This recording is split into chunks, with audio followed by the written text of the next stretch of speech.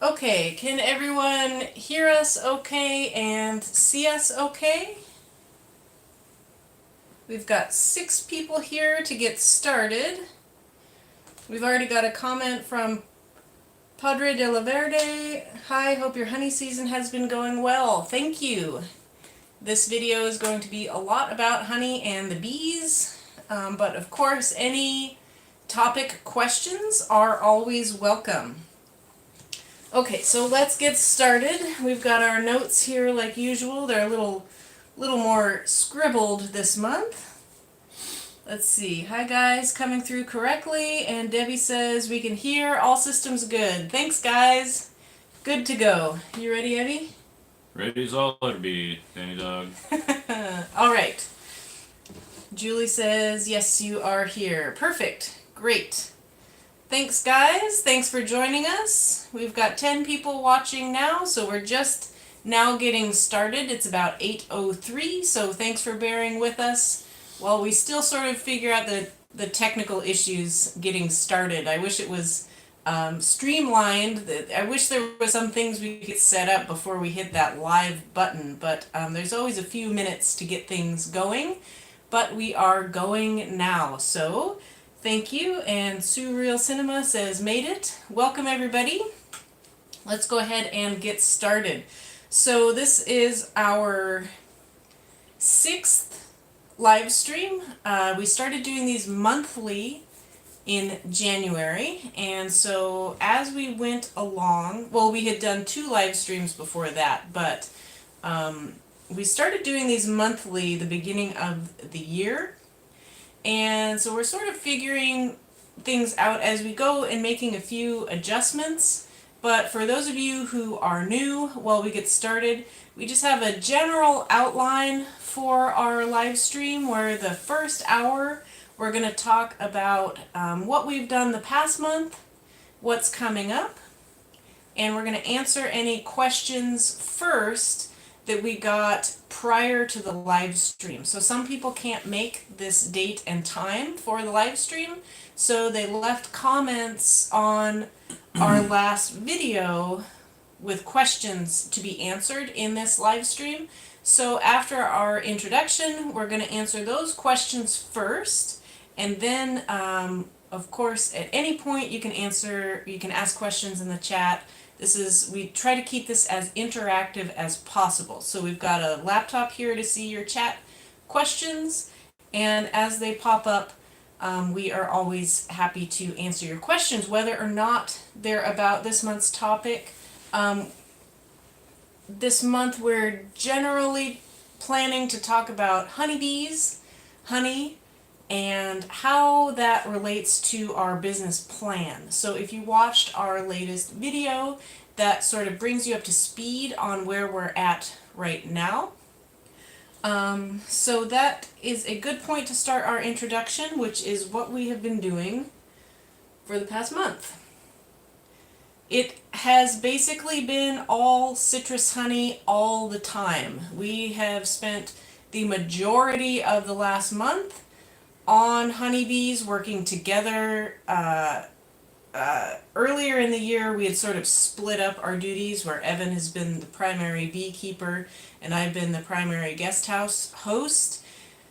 But the past month, the guest house slows down in June, just like it did last year, which I think is probably because of the rainy season, which is perfect timing actually, because Beekeeping speeds up. beekeeping speeds up, yes. And so Prodigal Ink just chimed in. Good morning, Prodigal Ink. Glad you made it too. So as the guest house slowed down, beekeeping super ramped up. We've spent, I don't even know how many days, harvesting honey, jarring, packaging, getting it into stores, getting our website back up and going, and everything that has to do with honey sales has basically been the entirety of the whole month. We did a small amount of work on our own comforts and future plans. Evan did a temporary fix on 2 leaks in the roofs. So because it is the beginning of rainy season, we really needed to get some temporary fixes in place. So we have now repaired the leak at the guest house garage. Of course, it does not affect our guest house. We don't have any leaks here. But the garage, which is a separate building, we plan to turn into our future retro shop. Evan did a nice temporary fix on the roof there. Well, we'll see because it hasn't rained yet. I checked. It rained a little bit one night, and I checked and it was dry, so Okay. so far so good. And then he also got a tarp up on part of the roof at our house. When we first moved into our house, there was a lot of leaks, and most of those Evan was able to fix just by wiggling those tiles back into place. But above our bathroom has actually been deteriorating a little bit, so he got a tarp. Yeah, I'm gonna have to rebuild. I guess the whole house needs a new roof. The oldest portion of it is from 1940, and then there's some newer add-ons, but the newer stuff is okay, but the older stuff definitely needs to be redone. And I've been watching YouTube videos, so maybe we'll cover that in the future. Got a lot of roofing to look forward to. Yeah. I was really impressed with the tiles, though, with how you were able to wiggle them back into place and fix a lot of those leaks. Yeah. Well, I mean, the way they do it nowadays is they actually affix the tiles, so. Okay, we've got a couple comments here. Let's check those. So Padre de la Verde says, from the previous video with spreadsheets on production. We're just answering questions as they come up? We'll just answer these two, and then we'll get back to our intro. Alright. Have you included other value-added products or services to show for your business? Propolis, tincture, wax, etc. Yeah, that's the main topic of our video today, and so we're gonna go into that later. And basically, we're just realizing that I guess beekeeping is it's more work than we thought it would be. And so we're just kind of building out the beekeeping business and figuring out how that's going to work. And so, like wax, we have a big pile of wax, and you can just save up your wax, and the most economical way is to save it up over the year and process it all at one time. Just boil it and filter it and strain it. And we're thinking cute little honey-chan, little molds to sell it in, maybe candles or something like that. Propolis, or however you say it, is it needs a special sort of like insert into the hive. It's like a mesh screen that goes into the hive, and then you prop up the lid slightly so that they see that mesh screen as an opening, and they propolize the gaps in the hive to keep it airtight. And so you have to make it so they think that that's something they need to cover over, and then you take that and then you actually freeze it and solidify the propolis and then flex it to pop it out.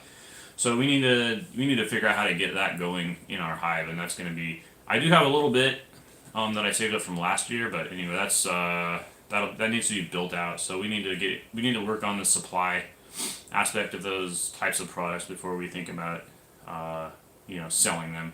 Yeah, so right now it's just honey, and then we also have, to a small extent, we're doing some farming and getting those veggies to the Michinoeki farmers market. We just had our beans.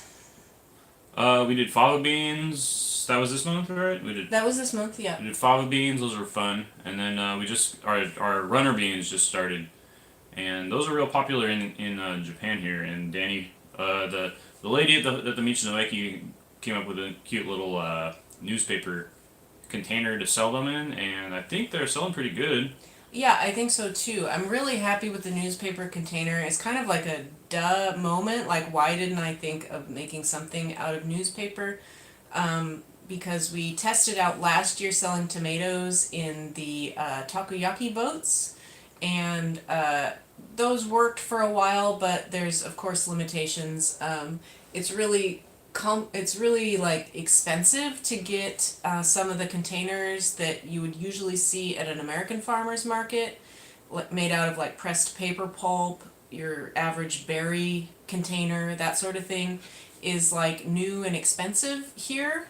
But going super old school with just folding something up with newspaper and making a basket is like the perfect solution, and I'm so glad that the employee at the Michinoeki suggested that. So that's what we have done for the first time with our beans that we dropped off on Friday.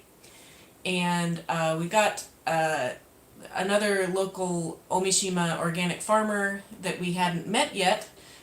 Took a picture of him at the farmer's market and posted it on their Instagram with like a thumbs up. So I think And they were mostly gone in that photo. they were mostly gone in the photo. We that's haven't the important gone. bit. Yeah, we haven't gone down to check at the farmer's market ourselves, but it looked like they were selling pretty quickly. So.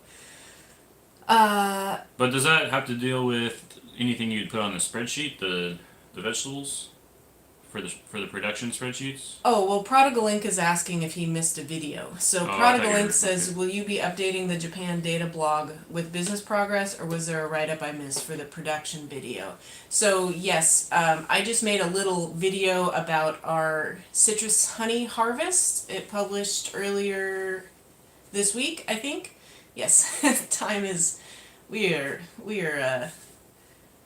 Tired. spread thin right now. Yes, I published that earlier this week, so I just showed like my back end spreadsheet of how I track honey and how many jars we've gotten so far of the citrus honey and how that sort of relates to our upcoming visa renewal and meeting our business plan goals. So that's just like a 15-minute video that was published earlier this week. So let's say hi to the new folks. Aussie accent listening is here. Good day.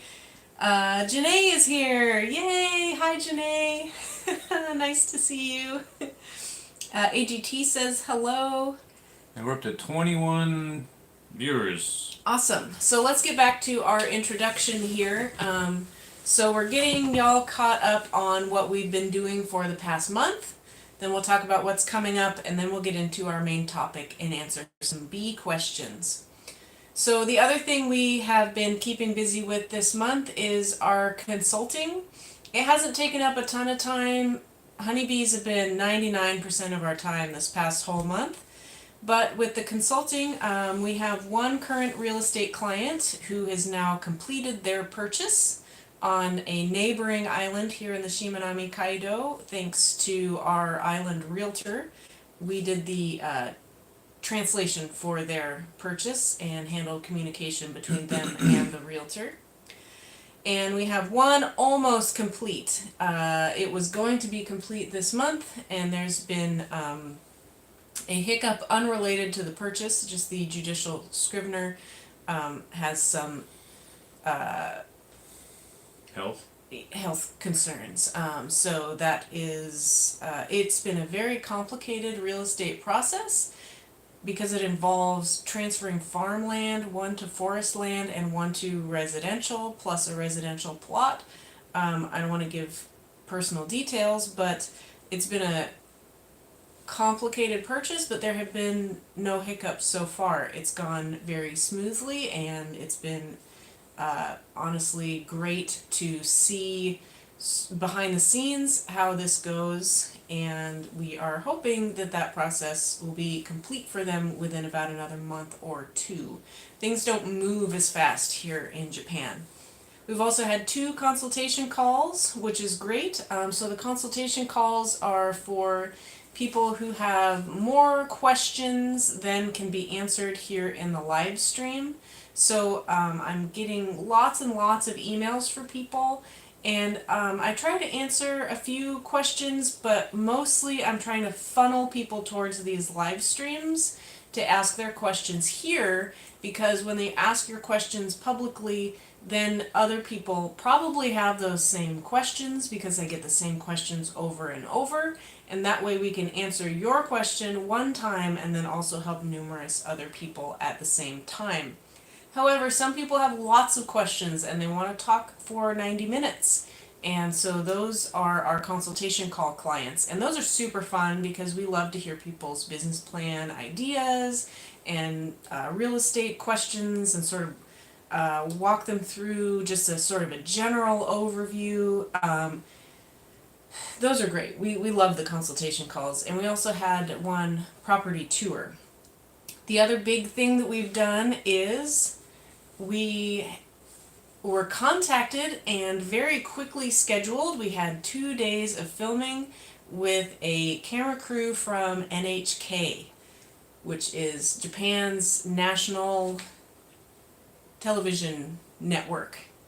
You want to talk about that? We're not supposed to say the. Yeah, we can't say the TV show name yet, but Yeah. Well, that was mainly talking to. It was mainly about me. So, haha. Right. yeah, But Danny. it's Evan. Evan is the star of this show. Yeah. So they were. It's a program where they're profiling business or people working in Japan, and so. It's a TV show about foreign people working in Japan and how they collaborate with local Japanese people for their work. So they came out and they filmed for 2 entire days for what's going to end up being a 7-minute program. But they got all kinds of footage. We did part of the honey harvest with them, so they filmed at the honeybee yard, pulling out frames. We took it back to the workshop, spun it out, and put it into jars. So they got to film the entire process there. Then they did a really cute thing and they took us down to the farmers market and they sort of filmed just like the bustling farmers market, and they filmed while we were stocking honey jars on the shelves and interacting with people. And the next day then they did some interviews, so they filmed an interview with us. And then the next day we were scheduled to be at the Ōmishima pop-up market. And so we had our honey booth there and some veggies and flowers. And he filmed the whole time there as well. So he got lots of interactions with other local business owners, people coming up and buying honey. And then so when someone came up to the booth and bought honey, then as they were walking away, he would come up and say, "Hello, I'm from NHK. Can I ask you about this honey? Have you bought their honey before? Do you know these guys?" So it was a little embarrassing for me, just because everyone was like, "Oh my gosh, NHK's here," and but it was. I think it's going to be a really cute program. And then they interviewed Evan and our honeybee mentor as well. Mm-hmm. Anything else you want to say about that? Well, my Japanese is not as good as I thought it was, unfortunately. So, it's actually in English, the program. So it was fine, but yeah, I'm not a good enough Japanese speaker for Japanese television. Well, I think you're being a little hard on yourself. Okay, let's move on. Okay. Then we also got contacted by Janae says, "I hope they interview Ponkan and Bosco too." They were not stars of this show, unfortunately, but maybe next time. He said he wanted to come back. We'll see. But he said he liked the island and he thought it was a really interesting story, so he wanted to come back and make a larger segment. With only 6 minutes and 41 seconds of a segment, you don't have a lot of time to get, sound bites and things. Yeah. So let's see. Really quickly, I know we got a lot of questions to get to. So up next, in the next month until our next live stream, we are still waiting on our small business subsidy application to find out if we were approved or not. And we're still waiting on a small bank loan to fix the garage roof in a non-temporary fashion. NHK, that show is going to air in August, and our CNBC episode of Make It that was previously aired on CNBC's YouTube is going to be aired on National American Television. We don't know the date of that yet. We just were notified that we're going to be part of their season 2 airing episodes. So we'll be on national Japanese television, and then we'll be on national American television, which is it's just silly and wild to me. And then today, Evan is being interviewed by a man from Hiroshima College. Yeah, just a college student, I guess. I don't know what it's about, but he wanted to talk. Oh, well, I know what it's about. He wanted to talk about people immigrating to Ōmishima specifically. So, Yeah, that's interesting. There's a lot of people, Japanese and foreign people, coming not only to the Shimanami Kaido area, but to our island specifically. So I'm assuming that that interview is going to be all in Japanese, and he probably only wants to speak to Evan. So we'll be hosting him here at the guest house shortly after this live stream ends. And shifting to the bees, coming up, bee season is changing. Evan thinks that swarm season is passing, so that means that he can cut down from checking every hive every 4 days to every hive every week or so. We are gearing up. Tomorrow we're going to be doing some more honey harvesting. We'll talk about that in a minute. Then we'll be prepping for hive splits, which means we'll be increasing the number of beehives that we have, and then we'll be prepping for hornet season, which is going to be upon us before we know it. So, let's go back through the chat here, see what we've missed. Natali says, "Is there much of an expat community along the Shimanami Kaido?" I don't know. It depends on. I think it depends on what you're looking for. I would say no. Danny might say yes, but I don't know. It's about like 10-ish. No, well, as far as people living here permanently, there's not a whole lot. But as foreign people from various countries all across Europe, Australia, America, Canada, there's actually a couple dozen of people who have purchased and are renovating houses, and they're here part-time or very part-time or half the year. As far as people, there's a couple dozen, and a few of those were here before us, and many of them have come in the last 2 years that we've been here. And permanent, there's not very many, but yeah, I don't know. The word expat community is a little like, that's not something, like that's, I don't know exactly what that means or like what you would be looking for specifically. How do I say it nicely? When we were in Mexico and traveling Mexico, we avoided expat communities. There are certain areas there that there are so many foreign people living there that like everything is just in English. And that was not what we wanted from our experience living and settling in a foreign country. But if you mean expat community as in just a group of foreign people who sometimes, get together, or like other English speakers that you can contact, there's a few dozen dotted along all of the islands. So I hope that answers your question.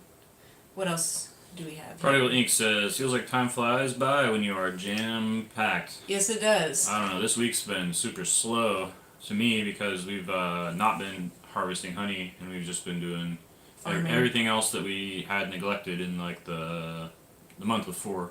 Yeah. El Calvo Toxico says, "Thank you for making this live stream. Want to know if you have any guidance or recommendation for 1, how to reach the prefectures, and 2, how to prepare the business plan?" We've got a couple of videos that go over that, so you can definitely check those out. If you look on our channel for the Japan data videos, it has the complete process of the startup visa to business manager visa application. And then just briefly, for the purposes of this live stream, I would say you can answer both of those questions by contacting an immigration lawyer, which is one thing that we always recommend. It is possible to do this process by yourselves. I've been email corresponding with a man in Osaka who's recently done this himself. I think he's in Osaka. He's in one of the big cities. But we highly, highly, highly recommend, first step is talk to an immigration lawyer. and they can help you contact the prefectures, or they can put you in touch with a business consultant, which was our experience, and they can help you contact the prefectures and work on your business plan. So first step is to speak to some professionals for sure.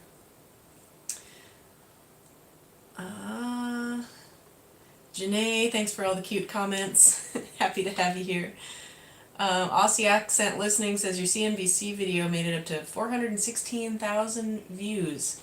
That's yeah, I haven't checked it lately. That's where that was our. I am happy with the episode. I really like the way that it turned out. We had a great film crew for that, and they made it pretty easy. That was our first experience with a video going out to like the general American public and having to deal with just some strange comments in the comment section. So when you see people say, oh gosh, don't read the comments, that was our first experience with that. So there was some, love the video, don't read the comments. Have you ever been to the internet, y'all? Welcome to the internet. That was our first experience with the internet. Okay, so Janae says, how's the process on the mural? It is halted for now. I'm almost ready to start. I just need to finish the garage doors first. I need to get the rust paint on there. I've got primer on both sides, and then I've just got to do the dark blue that the garage doors will be. And then when that's done, which I'm hoping it'll be done this summer, but garage doors, and then I can start on the mural. So thanks for asking. Mm-hmm. I'm going to pop over to our last video here and check out the comments, because we got some good comments about honeybees and the business plan.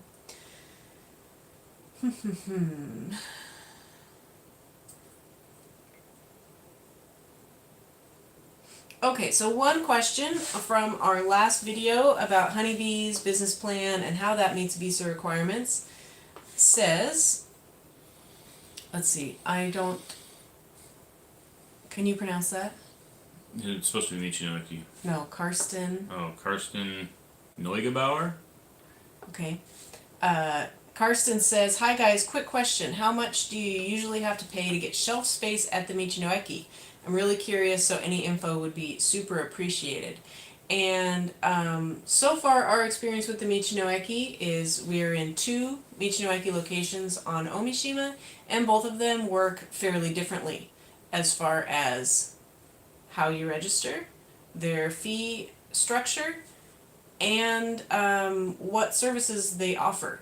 So one Michinoeki sort of like straightens things up for you and manages how things look, and they water your plants if you have plants there. The other Michinoeki does not. So we pop in there all the time and like straighten things out and water the plants. Pricing structure is different. One is a percentage that's different based on which category the items is. So some of our items are 10% fee, some of them are 15% fee, and there is a very small yearly membership fee, and that apparently also includes a field trip once a year, which... Well, there's only a membership fee at the one, though. Yeah, that's the one I'm talking about. Okay. Yeah. So they have a 10% fee and a 15% fee depending on category, plus an annual membership, plus an annual field trip. That's one Michinoeki, and then the other one is just a flat 25%, and they have no annual fee. So we're not paying for shelf space, we're paying per item sold. Oh, and one of the Michinoekis charges us per sticker that you print out with your UPC code to purchase the products. So they're just totally different. 2 experiences, totally different. We went last week to try and get into one more Michinoeki location on the next island over, and we are waiting to hear back from them. Right now they said probably okay, but we're waiting to hear back about how to join and get that set up. So at that point, we will have a third Michinoeki option to sort of compare it to and see. Well, and one of the Michinoekis is worth it, and one of the Michinoekis is not worth it. Basically, we don't sell anything at one of the Michinoekis, so that's a consideration. And I think that's just based on location. And then also, we only sell produce at the Worth It Michinoeki because the produce prices we saw at the other Michinoeki were so low that it's just not worth our time. So hopefully that'll change because we did see one of our new friends who has opened an organic farm in our neighborhood is selling there, and they've raised the prices a little bit. So hopefully that changes. But as of now, it's a buyer's market at that one. Yeah. Well, both of them really. We've talked about that before. Just the price of organic produce in Japan is so low, which is great if you're buying it, and just not great if you're growing it. Okay, that answers that question. Here's another one. Turtle in Japan says, great spreadsheet, so easy to read and see progress. With your business visa, are there any requirements to have full or part-time Japanese staff? And that's a question that we get a lot, and the general answer is that for the business manager visa, you have options. So one of the options is to hire full-time, is it 2 full-time? I don't know. I try to only give advice and share examples of areas that we have direct experience with. And so one option we don't have experience with, which is you can receive the business manager visa with an approved business plan and hiring a certain number of full-time or part-time Japanese employees. And the other option is to fund your business account with 5 million yen, which is, what was that, about $30,000? 35,000. 35,000 US dollars approximate. So we funded our business account as opposed to hiring Japanese staff. Now, eventually, we will grow to the point of hiring staff, and presumably they would be Japanese. Possibly 2 staff. Possibly 2. But there is an option. So I saw we got another question here. Kim T says, at the Michinoeki, is it like an art fair? Is it juried? Are there wait lists? That's a really good question. This Michinoeki, I think it's an excellent business plan model. So in the US, I was involved with helping to launch a weekly farmers market that then grew to have different locations. And the idea of popping up a farmers market on a regular basis, like every week or a couple times a week or even once a month, just everybody shows up, puts their tents up, brings their produce. Like, that's my concept of a farmers market from the US. This is a roadside farmers market. It's open 7 days a week. It's staffed by their own employees, and you bring produce down, you print out your little stickers, and you put it on the shelves, and then they handle the sales, and then once a month they pay you minus their fees. And the process of getting accepted was we just brought them some honey. Right? We had to fill out a application form, and like Danny said, I think at the one of them we had to pay a yearly fee, and the other one we didn't. We just filled out a form and gave them. Well, we had to set up another bank account. One of them, yes. One of them only does set up direct. a JA bank account. They only pay you by direct deposit to a JA bank account, so we had to open a second account for that. I feel like if there were more people applying, there might be something like a waiting list or a selection process. But I think that because we're so rural, and they were just really happy, and the first when we were prepping to get our honey. Every time I would go down there, because we were selling plants. We started selling plants in the beginning of the year just because we had some. And every time I would go down there, they would say, "Is your honey ready? Is your honey ready?" So and you can look on the shelves and just see what's available there. There's been times when there's just not been a lot of produce or honey. I will say they're all really quality products. One thing, so when I was working with the farmers market in Oregon, we did have more of like a juried process, and you'd get some applications, you'd come in and it would be like, well, this is obviously not farmers market material because this is resale, like you can't be here, I'm sorry. And sometimes you'd get something come in and it's like, well, yeah, it's good, but it's just like really like a low level quality homemade good. So there was more of like a jurying process there where once a month at the board of directors you'd come up with the new applicants and sort of go through them. And maybe we just didn't see that process behind the scenes because of course we're not working at the farmers market, we're applying for the farmers market. But I will say all of the products there are just super high quality. They're all like consistently packaged. Unfortunately, there's a lot of plastic packaging, but that's just true with all of Japan. You see, when we're there stocking the honey, we see all of our neighbors, farmers, we see the same people there who are older folks. We see them farming, we know where their fields are, we wave to them when we drive down the street, and they just bring, they're like, okay, we've got flowers now, so I'm going to make bouquets and take them down there and sell them, or this is blooming now, I'm going to bring this down. There's also handmade clothes and bags, and of course, because of our location, lots and lots of citrus and citrus themed things. So you've got all the different varieties of citrus, juice, everything. I'm getting rambly, but it's high quality products. It's really, really good stuff. So it's nice, but it's a completely different business model too. Whereas, in the farmers market in the U.S., the pop-up market model, the farmer, the producer has to be there selling in person. And here, it's nice, we just stock our little shelf and put the stickers on, and then they handle all the sales for us. Padre de la Verde helps run the Blessed Bees at the Saturday market in Eugene. So cool. That's cool. That's awesome.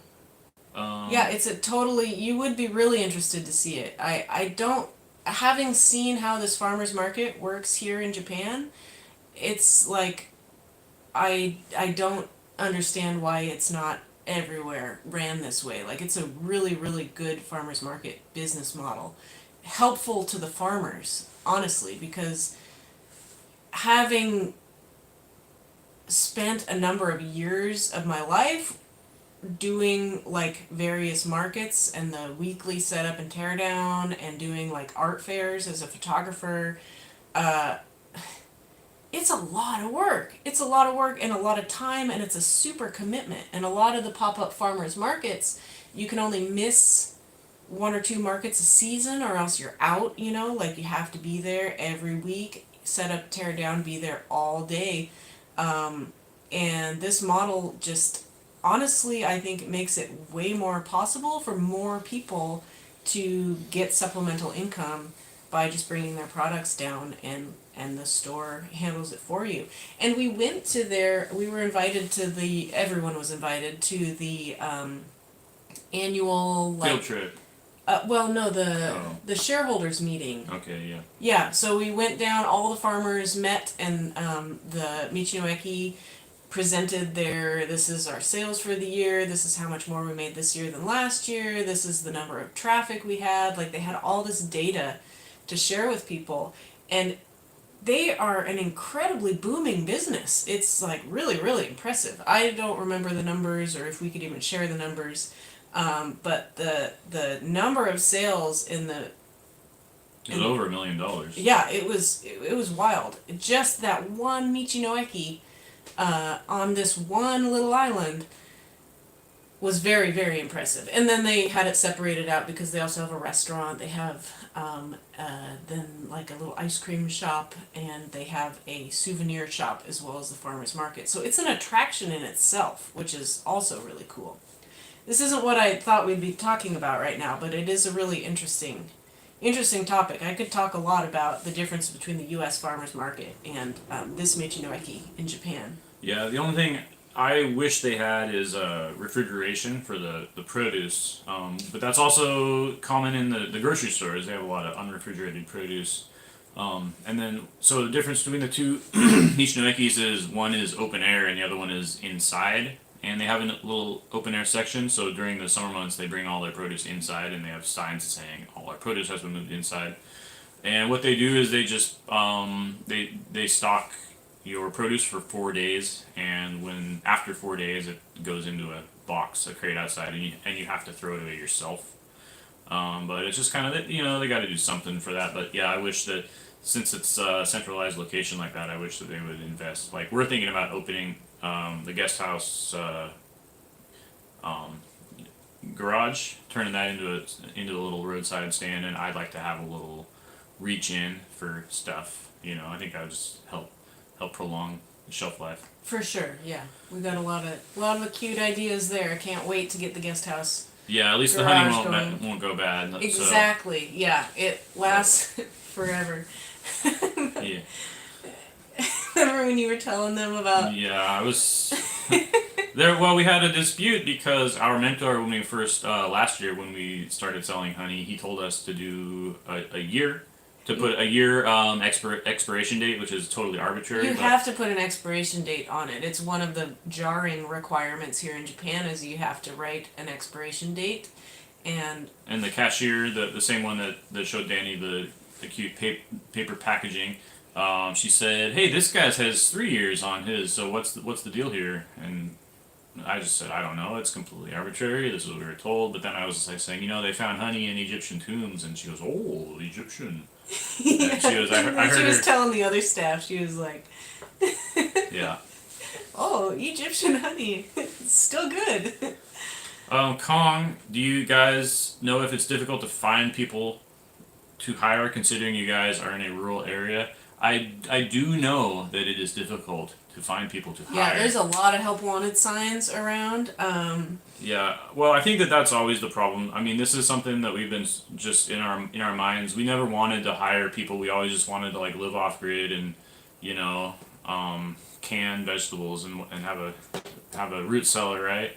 And as we've come here and just interacted with the people and understood the issues facing the society here, we're really trying to wrestle with the concept of hiring staff. And I feel like hiring staff, finding good people is just always going to be the biggest problem with running a business. But yeah, the things we're potentially going to be hiring people for are pretty specific things that we would have to teach them how to do things. Yeah. So if we hope to expand into hot sauce, so we'd be potentially hiring someone to make hot sauce the way that Evan wants it made. Yeah. Well, but so I think that this is one of our big goals with living here in Ōmishima and trying to contribute to the community is creating reasons for people to move here, because there's just the flight from the rural areas that's been going on throughout the world in the second half of the 20th century into today. There are reasons to move back, and people are figuring that out, and that's why we're among those people. But yeah, it's always going to be a problem. Mm-hmm. At least we're making Janae laugh. What did she laugh at? Probably the Egyptian honey comment. Yeah. Yeah, Aussie accent listening. Visited some Michinoekis in Japan, and they had handmade arts and crafts as well as produce. Blown away. Yeah. Yeah, and then to Real Cinema, do you take any of your photography portfolio to the markets? That'd probably be a good idea. Yeah, I haven't. There's not really any of that kind of art down there, but that is a good question. When we 2.5 years ago, when we were drafting our business plan and applying for the startup business visa, we had the three pillars of our business was going to be the guest house, the honeybees, and my photography. And obviously my photography has not been even introduced yet, besides, unless you count like the making of these YouTube videos, which I keep saying I'm not a videographer, I'm a photographer, hence the wonderful production value of our YouTube videos. But that's an interesting question. They did ask. I was wearing my PwnCon shirt designed by Janae a couple of weeks ago, and they did admire it and said that we should bring some of those shirts down there. So that might be something sort of like a segue into having some arts and crafts down there as well. There is handmade bags, and there's someone else has some. Did you mention your stickers? No. Oh, we've got our stickers too. Chiki-chan and the honeybee stickers down there. Those, they're not super sellers, but probably because I just give them away all the time, maybe. I don't know. But it's cute down there, and it helps, I think. You see the honey, and you have our sign, and the sign has Honey the Honeybee on it, and then below that you've got Honey the Honeybee stickers with our Benton Homestead logo. So I think it just helps with the overall branding. So finally putting that graphic design degree to use, getting to build out our branding and our Benton Homestead honey identity, which is fun. Next up will be Honey the Honeybee in cute little costumes. Okay. We've got another question to pop over to from our last video. So let's take a look at this. Natalie says, I wonder, with those of us trying for the business startup visa in the future, if we have never started a business like the one planned in Japan, how do you set realistic goals that would be perceived well by immigration? As an example, like a cafe, how do you know what the sales and foot traffic is going to be, since that's not super predictable? Also, I wonder what happens when you do not meet your set targets. So there's a couple questions in there, and let's just sort of unpack it. This is a lot of good conversation material. Well, I think, first of all, we just heard from our business consultant that there's been a lot of changes with the immigration, with the startup visa process moving forward, and he has heard from the officials that they are really emphasizing the experience aspect. And so he said that because we are doing a similar business to what we did in New Orleans, that it would not apply to us. But we have heard that there is another couple that is planning to start a business in this area. And he's actually saying, for the purpose of the startup visa process, he's actually saying that we're going to like mentor them or something like that. So if you don't have experience, you're going to have to be able to account for that. It's like if there's you think about any kind of a problem that someone is going to have with your plan, and it's not necessarily that that's going to be a no-go. It just means that you have to like explain that or account for that somehow. So like if you don't have experience, you would have to say like, well, I'm going to have training, or Japan is very certificate oriented. So it's like a role playing game. If you have a little certificate that says you like took a cafe management course or something like that, that would be, anything like that you can do would be helpful. Mm-hmm. Yeah, anything that you can sort of add if you don't have direct experience, anything. So that's the biggest, with your question, I think that's the biggest issue, is not having experience is a big deal. Mm-hmm. And I mean, of course. Well, it's going to be a bigger deal Yeah. in the future with the startup visa and the business manager visa applications. So, according to our business manager, speaking to our immigration lawyer who speaks directly with immigration, so this is not firsthand, this is, we heard it from the professionals that we work with. They are going to start looking more closely at making sure the applicants have experience with the business that they want to do. But to answer your question about how to set realistic goals, that is also a question that we had, and our business consultant helped us greatly with that. So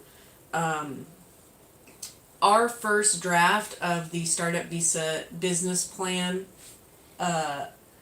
was very, it was focused on how we were going to raise bees, regenerative agriculture, crop rotation, what kinds of things we were going to plant, that sort of thing. And when Imabari City recommended that we connect with a business consultant to revamp it more to what they were looking for, what he did was two things. One, he created more of a story about us and why we want to live in Japan and Evan's connection to Japan. But two, he gave us lots and lots of things that I guess you would expect a business consultant to do. So this professional, who is fantastic, we love working with him, he had never worked with a honey business before, but he was able to pull up all kinds of official statistics from Japan about, like, well, of course he pulled up data about honey sales, the very tiny amount of honey that Japan consumes is actually produced in Japan. They import something like 95% of their honey, mostly from China. Let's see, but also how, Ehime Prefecture, our prefecture, is known for citrus, so the citrus blossoms would be great for the honeybees, and so he was saying how Ehime Prefecture is like the number 2 prefecture for citrus in all of Japan. So he pulled in things that we hadn't thought about including, which is great. Anything else he included that I'm forgetting? Tourism. Tourism, because our yeah. business is not just honey; it's also the guest house. Yeah. So he looked at he brought up a lot of tourism figures, Mm-hmm. and so yeah, and that's tourism is really going up in Japan. So if you're starting any business that caters to tourism, that's going to be a way that you're going to justify sales. Yeah, just justification for your figures is what you want to be able to do. So it's not just like having a number; it's also saying where the numbers come from and, like, Mm-hmm. comparing to other businesses. Mm-hmm. And we talked to one couple that are thinking about, well, they're planning to move here, and with the startup visa, and the wife is going to be getting the business manager visa, and the husband is retired. So he's saying that he's going to be kind of just doing stuff to help her out, and so one of the things is they want to actually open a restaurant, and so he said that he's going to, like, sit there with one of those clickers and just count the number of the amount of foot traffic goes by, and the age range for them. And Yeah, he said that's how they'll figure out what location Yeah. would be best for them. It's just based on foot traffic. and that's not to give to immigration, because I don't know if immigration would care if you said, like, this is my figures from me just sitting there. Like, he's actually trying to think about making a successful business, which is an interesting concept. Yeah. But she's talking about things that are not really easy. Her question was also about things that aren't easy to predict. Yeah, like exact sales. So maybe talk about how we came up with our honey goal figures. Yeah. Well, so since we're just in the middle of our harvest, our first big harvest, this is something we struggled with, because at the beginning we were thinking, oh gosh, we're not going to make our target. And so I was going back and I was talking to our business consultant and going back through the email chain that we had, just trying to figure out how we had come up with the target in the first place. Mm-hmm. And it looks like, so I had started with just Googling, like, honey production per colony, right? Average. Average honey What's production. the average honey production? And so when you get that, you get just anywhere from like 25 pounds to 60 pounds. And Louisiana, I think, is up there towards the 60 pound mark. Mm-hmm. And so that was what I was thinking. And when we started having the honey come in and it was nowhere near that, I started kind of panicking. But I looked back and I found that what our target was, and it was I don't remember right now, but it's around 25 pounds, and that actually came from something that he had pulled up. Our business consultant had pulled up that was a little, just some sort of a flyer or something for starting beekeeping in Mie Prefecture, which is pretty close to here. So another one that relies on citrus for a lot of its economy. Another rural prefecture that relies on citrus, and so that ended up being we're probably going to meet. We're going to exceed that figure. We're going to exceed our goal. Yeah, our goal is. And then I also found that just when I was doing that research, just this past couple of weeks, I found that the UK. I found a source that said that the UK, the average production is about 25 pounds per colony. Yeah. So that's how, so again, we just kind of just pulled it out of our, and then I think he asked about too in that same question, what happens if you don't meet your said target. So the first year we did not meet our set target. It was my first year of really trying to be a professional beekeeper, and I did a lot of things wrong, and I did not get anywhere near what I had set out in our business plan. Mostly the hornets. It's mostly the hornets. Basically what happened as a consequence of us not meeting our goal is we only got a 1-year renewal. So our business, our lawyer, our immigration lawyer was saying that we would probably get 3 years. And that's a big deal because our immigration lawyer, who's a great guy, is very practical. He wants us to be aware of all of the risks involved. He does a really, really good job of setting you up for the worst case scenario. So to hear that he was expecting us to get a 3-year visa was pretty huge, and so yeah. we were pretty crushed when we only got 1 Hi Marcus, year, Marcus made it. Hey Marcus. So that's what's going to happen if you don't meet it. And I don't think you're going to, otherwise you could just not get a visa. You could not get your visa renewed and you could get deported, and that would be a worst case scenario. That would be like worst case. Yeah. For us, then our business consultant called it a what did he call it? Some business term like a rebuilding year or something like that. So in the application then for the last year, for this current visa that we're on right now, he had to account for the shortfall. And there are some issues with this next visa renewal process that we're going to have to account for. And for one of those, so again, I think we're on track for the honey, which we're supposed to talk about later, but I think we're on track for the honey production for sure. Honey sales is another. The next step is we have to sell it. Yeah, but you can buy through our website, through our YouTube channel here. But another thing though that we're gonna have to account for is there's some shortcomings in our guest house income, because we were expecting to get a subsidy that we've been waiting on for over a year now. Well, so to clarify, we've made more this year and we've had more guests than last year. So that looks great on our behalf. So we've already surpassed this year what the guest house earned last year, which is good for the business plan. I'm not certain. We might meet our financial goals, but we might not. And as Evan was saying, part of that is because we thought that we were going to get our second toilet room built last winter. Some people call it a bathroom. Some people call it a bathroom. They don't here in Japan because it's literally just a toilet room.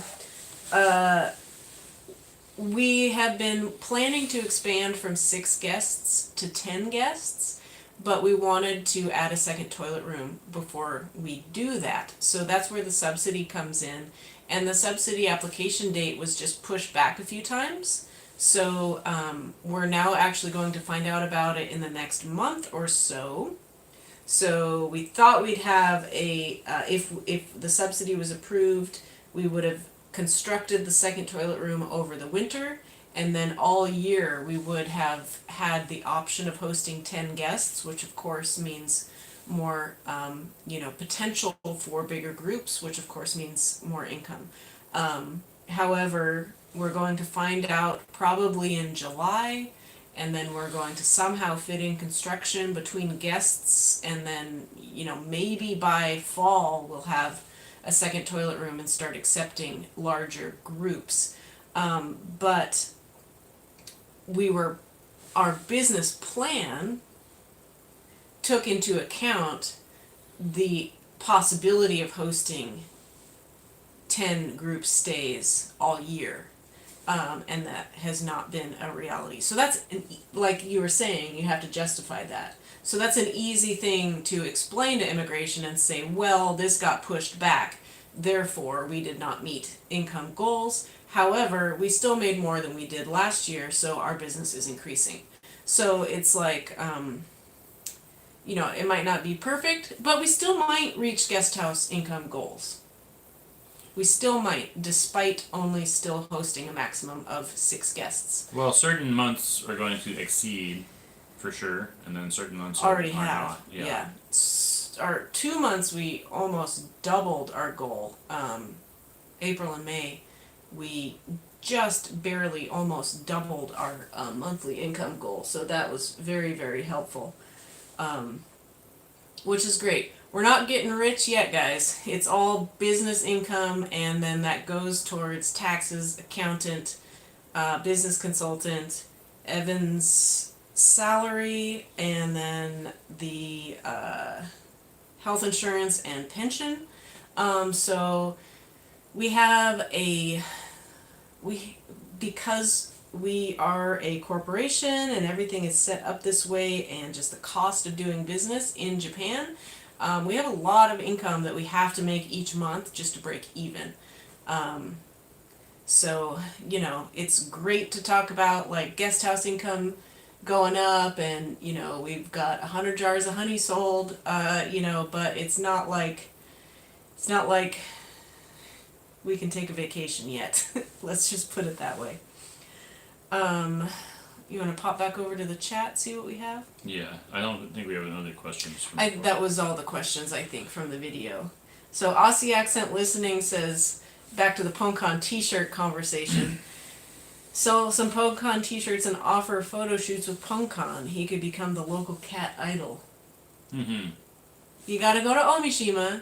You gotta go to Oyamazumi Jinja, and you gotta rub PongCon's belly. That'll be a tourist attraction. Says station manager PongCon, yeah. Given the mix of tourists in the area, would there be a market for importing and reselling specialty honeys? I mean, that falls under import in general, and I think we were recently contacted about some people that wanted to do something like that with us. And I do think there's a potential there, and we've talked about just the idea of having a brick and mortar store and then having most of your sales be online. And Japan's got a huge consumer market, and the thing to do, most of your sales are going to be to like the Tokyo and Osaka area. Mm-hmm. We actually have a friend whose wife has a small chain of honey stores, and I don't know. I think they must sell stuff that's imported, and he said that is just not doing very well at all. So I said, hey, for example, I said to him, hey, can we sell our business? So can we sell our honey through your store? And he said, yeah, you just don't want to. Just sell direct. Mm-hmm. Yeah, that gives me 2 thoughts. The first is, so you're talking specifically about importing specialty honey and selling it to a Japanese market. First thought is, Japan imports 95% of the honey that it consumes, so clearly they are fine with, honey being brought in from other areas. However, a lot of the honey that's being imported is super cheap honey, and so it's not necessarily a specialty honey that's being imported because it's great. It's honey that's being imported because it's mass produced. Another thought is, like, at least at the Michino Eki and the Shimanami Kaido area specifically, which is part of your question, is like hyper local. So everything at the Michinoekis on our islands, most of them are made only on that island. We do have a little bit of island crossover, like we are attempting to get into 2 other islands, Michinoekis, in the next month. But a lot of them not just made on the Shimanami Kaido or grown or produced, whatever it is. It's all made specifically on that island. So it's like hyper local. So I don't know. I don't have an exact answer to your question necessarily. I think Evan's on the right track with maybe in the bigger cities. I don't necessarily know about this area. Yeah, we have an idea to open a Mexican restaurant here, and we have an idea to sell salsas and hot sauces and things like that, Mexican food. And I think it could really work to have like a little bit of a destination just slightly off the beaten track in Ōmishima. The thing is that people, I believe, tourists want to come here and like explore the island or islands. And to be honest, there's just not a lot of things like the nature. I mean, we talk about this like every video, but the nature is amazing and beautiful. The scenery is just like jaw dropping, but restaurants and like just shops are in short supply. So I think that if you had like the Michinoeki, like Amy was saying, is just for local stuff. But I think if you had a little store that is offering something unique like that, Mexican food, like imported honey from all around the world, sure, why not? Anything like that, I think that I think you would have I think you'd stand a decent chance of contributing to the local community, and then also with the internet being what it is, you can, in Japan, you know, shipping being so efficient, you could really, you can have the best of both worlds there. Janae says, still waiting for good Mexican food here in Montana. That would be so cool if you guys did that. Yes. Tell her the store name, the restaurant name. Taqueria Don Bosco. Because that's where we found Bosco. Okay, a couple questions. Marcus would like to know, is there an omiyage store? Ōmishima, our island, has a few omiyage stores. They've all been here a while. So there's some new products on the shelves, and then there's also some products that have been there since the 80s, which is really cool in itself, just to go see the faded packaging and the old price tags that are items still available for purchase. So yeah, Ōmishima has numerous omiyage stores. I would say each island probably has at least one. FPC Football says, are there any kind of government contracts like for roadway maintenance or trash in Japan? We've sort of talked about that before. But yeah, we've talked about that before, and we had a consulting client who was considering coming to another part of Japan with something like that, like a composting business in mind. I think that's a super great idea. Yeah, and there's a YouTuber that we follow. What is his name in Sweden? Anyway, he's talking about how in all of Scandinavia there's no big composting operations, and so just organic farmers are just going to be beating down your door to get into that sort of thing. And yeah, I don't know how to get those gigs, but they're out there, I think. And since with the startup visa, you're going to be dealing with the government from the get go. I think that's a very viable option. I really hope. I would love. I mean, that's one of those things that I would love to do, but we're just 2 people right now. So, I would. It's like I'd like to do that myself, but if you want to come in and beat me to it, you're welcome to something like that. So, I think that's a great option. Mm-hmm. You don't see a lot of trash on the road, but when we first moved here, we lived in Imabari City for 3 weeks, and there was one road that was full of trash, so it was interesting. But yeah. AGT, are you concerned about the nearby fault line for potential large earthquakes and tsunamis? Any precautions being taken? We get that question fairly regularly. Our islands are super mountainous. There's the prophecy. When's the prophecy? July 15th? July 5th. July 5th. Yeah. Okay.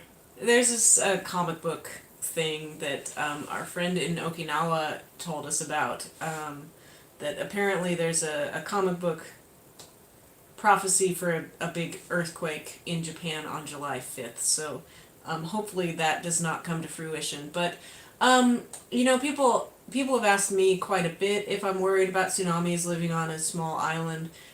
It's super mountainous, and we're in the inland sea.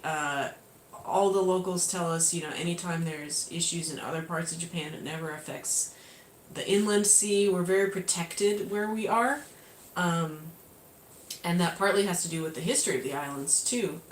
It being a very protected space. So personally, it's not really a concern for us. I wouldn't live on an island if it was a concern. In fact, I always said I never wanted to live on an island, and I am living on an island. But I never wanted to live anywhere where you was only accessible by boat or ferry. So we have the bridges. So that it changes the feel of where you live.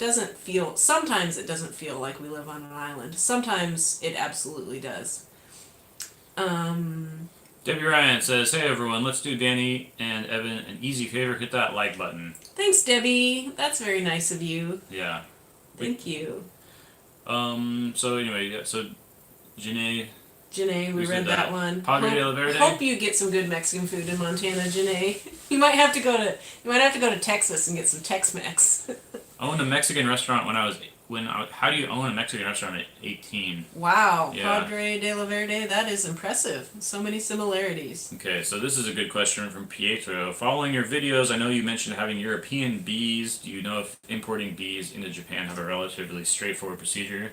Yeah, probably no, not at all. Probably not, yeah. To my knowledge, all of the European bees that are in Japan come from stock that was imported in the 1850s. So they're a very interesting mix of genetics here, and they were imported from the United States, which was that's like more like beekeeping stuff. But I think they're probably going to be, I don't know. They're a mix from what I can tell. I've just started getting into like the morphology of the different bee land races and things, and they're a mix of all the carniolan and the I've seen some of the black bees, but I don't know if you would want to import bees because the bees that we have here are adapted.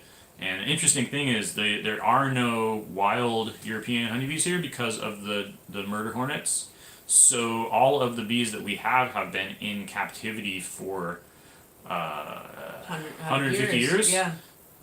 So that's a huge difference compared to the United States or Europe, where you can just go out and set a swarm trap. I have a swarm trap. It's been set. I mean, you can catch swarms, but they're swarms that have swarmed after hornet season ended and before the next hornet season began. So we caught a swarm while we were standing in our bee yard. Yeah, we caught a swarm last year. I have had a swarm trap set up all year, all season so far, and have not caught anything.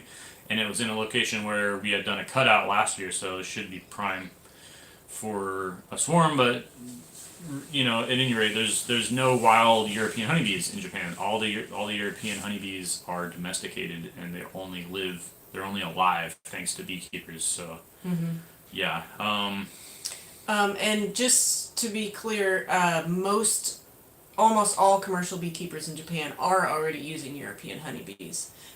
So we got our hives from our local beekeeping mentor. There's someone here in the chat, I don't know if they're here today, but they're working on starting a business raising queens. And I'm sure there's already the ability to purchase queens from within Japan already of European honeybees. So I don't want to say it's impossible to import bees because we don't have any experience with that. We do have experience importing some seeds, and that was a nightmare. I don't know if you would want to bring your own bees. Yeah, the governments don't make agriculture easy. Yeah. Let's see. Marcus says, not a great option for moving stock. I think you just mean like selling stuff? He was talking about the omiyage stores. Yeah, I don't think the foot traffic is going to be huge, but there's a potential to fill a niche there, Mm-hmm. And then Marcus also says, I was sure Ōmishima had mudslides, but I can't see any sign of it. Well, both of our houses are in slide zone, right? Or just Slide? outside the zone? No, they're both in. They're both in Yeah. slide zones. So technically, yeah, like for insurance purposes, um, the whole area is because it's just so mountainous, you know. And if you're here during rainy season, uh, you will see the amount of water. But they've gone to great measures, especially in our area, but from what I understand throughout Japan, to funnel the water very, very carefully. So, with the exception of getting a couple of inches of standing water one day a year in our garage until we get our drainage system built, uh, we don't have any water or mudslide concerns, even though we are in a mudslide zone, both of our properties. Aussie Accent says, Ōmishima must have been such a different place before the bridges were built. Yeah, for sure. And they've only been here 20 years, so the island, all the islands are still in a real transition period to being super remote. Not super remote, but ferry access only to, a very steady stream of tourists basically year round. We were just looking at Shimanami Properties website last night, and he's got two oceanfront, really big parcels that have just been cleared.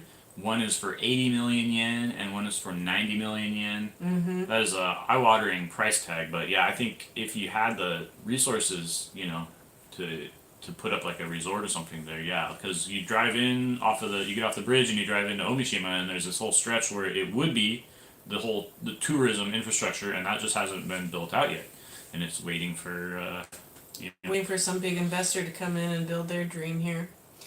Janae is going to Oregon on Monday, so she is going to get some good Mexican food. I am so jealous. I am so jealous. No, What I wouldn't give for some La Herradura right now. Oh my gosh.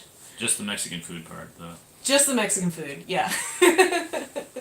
Just Hawaii makes some of the best queens. Yeah, I don't know. That's controversial. I'm more of the stance that you want to take what's local to you, that's adapted to your conditions, and to select from that.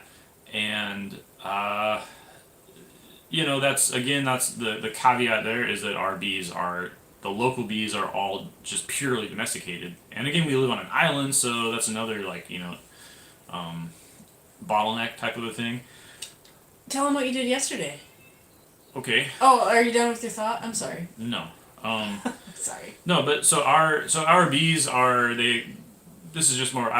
This is more just like beekeeping stuff. But our bees display hygienic behavior, which means they uncap the pupae at a certain stage to look for the varroa mite. So that's a good trait that is an adaptation that a lot of people are breeding for, and our bees have that. They're not particularly swarmy. So, for example, when I'm doing the swarm checks, I have seen some capped queens, and you will read online that the old queen will abscond, meaning she will leave, as soon as that new queen cell is capped, so she will not wait for it to emerge. And so I've seen at least that in RVs, they take a couple days before they do that. So that's good for management, and that's another behavior. In terms of what people want from a bee, there's sort of like a thing of large colonies versus small colonies, and I believe that the big colonies that most most selection is for is not really well adapted to what we are looking for on Ōmishima, where we don't have that much honey to work with, much nectar to work with. But so yesterday, we put a new box on our Japanese colony. We have one Japanese beehive. I haven't made a video about it yet, so unless you've watched some of our shorts, you probably don't know that we caught a Japanese bee swarm a couple of months ago. So talking about adapted to the local conditions. These are the bees that actually have some defense against the murder hornets, and they're not kept commercially in Japan on much of any scale because they don't produce as much honey. But they're hardier. They are not stingless. They are not stingless. They're very similar to they're an apis. They're very similar to the Apis mellifera. They're Apis cerana, and they're kept They're found all the way over to like the Ural Mountains, the boundary between Asia and Europe, or somewhere around there. Caucasus Mountains, I'm not sure specifically, but they're really. So I suited up because I wasn't sure, but they were really gentle, and I was working on Super them gentle. in Yeah. the evening, which is when all the bees are back at the hive. So that means there's going to be more to sting you. So usually you actually want to do your beekeeping in the middle of the day, the heat of the day when they're out foraging, because there's fewer of them. But I could have just done it with a veil, or I mean I didn't even need to wear Yeah, a veil. I had a veil on, but I was back. I just, he suited up because I asked him to. He probably wouldn't have if I hadn't asked him to, so I was just having an abundance of caution. And so with the Japanese bees, because they are in a completely different kind of beehive without frames or anything, it's not like a Langstroth hive at all. They build in a tower, which is cool. So you have to pick up the whole colony and put a new box underneath, which is really cool. We'll have to film it next time. Yeah. We got to make a video about that. But I'm just explaining that because I think Janae will think it's cool. So he lifted up the whole colony, and you could see sticking out the bottom of the box the tip of the comb and a whole bunch of bees. All the bees were done foraging. They were all there, ready to go to sleep. Evan lifts all of them up, and they didn't even care. They didn't even give any sort of warning signs. There was And it's right by our house, so I mean, something I was interested. One of the reasons I wanted to move to Japan and do beekeeping is because those bees are actually illegal in North America, which I think is super wacky. Really? Because they believe that they carry the varroa mite, which is I think which is preposterous. Wow. It's just That's crazy. scientifically ridiculous. So I wanted to just see like what the difference between these two bees are and like what are the different applications because in different parts of the world Apis cerana is one of the bees that has been kept commercially it's been kept as livestock for hundreds or thousands of years, just like the European bee, but it's never been as bred, it's never been domesticated the way that the European bee has. So it's just more of a wild bee, more feral, and that just shows up in. But that doesn't mean more prone to stinging. It means more prone to just absconding, right? Right. What do you mean by feral? A lot of things. So they're more hardy. They are more active at low temperatures. So they're more active earlier in the year and earlier in the morning. They're more resistant to cold and heat. They're more resistant to predators. To answer Aussie accent, the honey produced does not taste any different because the honey flavor comes from what plant source the bees are collecting their nectar from. But it does taste different because they aren't as specialized as European honeybees. So with Japanese honeybees or Asian honeybees, you are not going to get a monofloral honey because they're more spread out.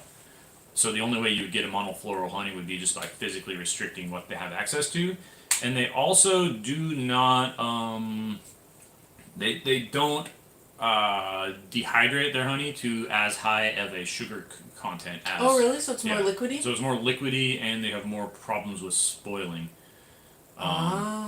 Interesting. Yeah. Interesting. That's a lot of reasons to not do Japanese bees commercially. Yeah, but what I read online is a Japanese guy who does do them commercially said basically you get only 1/4 of the honey from a Japanese beehive, but you sell it for 4 times the price because it's super duper rare, right? That's what we did yesterday, and super fun. I'm hoping to build some more movable frame, fixed frame beehives to get into. Yeah, he's gonna honeybees. try and put them in fixed in regular hives. And the other thing about the Japanese bees is it's a square foot frame what's the word?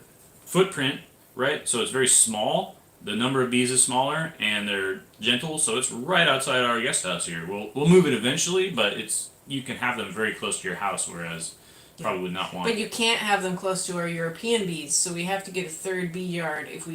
When we get into Japanese bees, they're going to have to live not at bee yard 1 and not at bee yard 2, so we're going to have to get another place for them to exist. They don't get along and they will steal from each other, and then the Japanese bees will just leave. Padre de la Verde, they do target the best nectar, but it's like, if you think of like a bell curve, right? They do target the best nectar, but they don't target it as exclusively as other as the European honeybees. And then also the best nectar, what constitutes the best nectar changes throughout the course of the day. And so since they're more active earlier in the day and later in the day, they're going to have like a wider response curve. That's a really good answer. I didn't realize that. I didn't know that. Yeah. So I've heard you explain it before that European bees find a source and then all they do is just go straight back and forth. All they do is harvest that one thing once they find it. And so that's how you get a monofloral honey. That's how we get our cherry blossom honey. That's how we get our citrus honey. But then Japanese bees just go to everything. So they're going to bring back honey from all different flavors. Yeah, and I've also read, I don't know if this is true, but I've read that when a bee decides that it's going to harvest or it's going to go after a specific nectar, that's basically all it does. And keep in mind, a bee only lives for about a month, and it's only foraging for about 2 weeks. So it's like for citrus, it could spend its whole life just doing citrus. I'm just laughing at Marcus's comment. Well, if ever there is a market for premium priced, low volume, rare food, it's Japan. Yeah. Yeah. That's very true. Yeah. Yeah, and things like ume honey, I'm thinking because that blooms before the European honeybees are as active. So if we got the Japanese honeybees, we'll get 1 jar a year and sell it for 1 million yen. Yeah, that's like the peak oil reasoning. All right. That is the end of our current questions. We're at 9:30, so we've still got half an hour to visit with y'all. We have 27 folks here right now. Got a laugh react from Marcus. That's what I am here for. Yes. I don't know. What else do we want to talk about? So I have on my notes Danny's honey report. So I did a honey report in our video, but earlier this week. But if you didn't watch that video, basically I just gave a wrap up of our citrus honey harvest combined with our cherry blossom harvest and how the volume of honey produced is close to meeting our business plan goal for the year.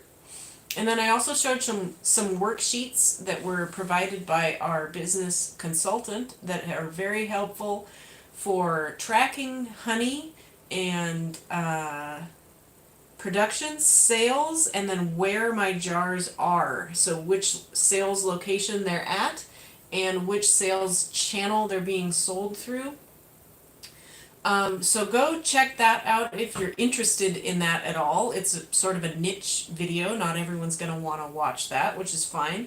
But it gives a good look under the hood, sort of, for how we are learning how to do this, because this is our first year with this much honey. We've never had more than about 60 or 100 jars at the most before. So now we've harvested 838 jars this year, and we have about 700 remaining in stock, which we've just produced. So that's a huge jump, and it's a lot for someone like me to figure out. We've had small businesses before. I've been a self-employed photographer for decades, but this is the first time I'm dealing with something where I actually have a product inventory and I need to sell this product. One thing we are learning that's a bit interesting, so the last year citrus blossom honey and this year's cherry blossom honey earlier in the spring, both of those are smaller harvests, and both of those we sold a ton through our website, direct sales, shipping throughout Japan, and then some at the Michinoeki, and then a lot of them in person. So our first small harvests were lots of direct sales, website and in person. And the beginning of selling this massive citrus honey harvest is primarily through the Michinoeki. And we've only had a few sales online to our good friend down in Okinawa and a few others. But primarily, so far, our citrus honey sales have been from the Michinoeki. So we're moving a good amount each week there.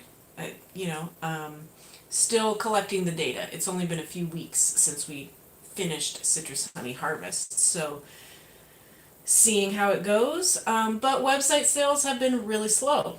However, the sales that we did make have all been our 1,000-gram largest jars. So still just collecting data, figuring things out. So that's the point that we're at now.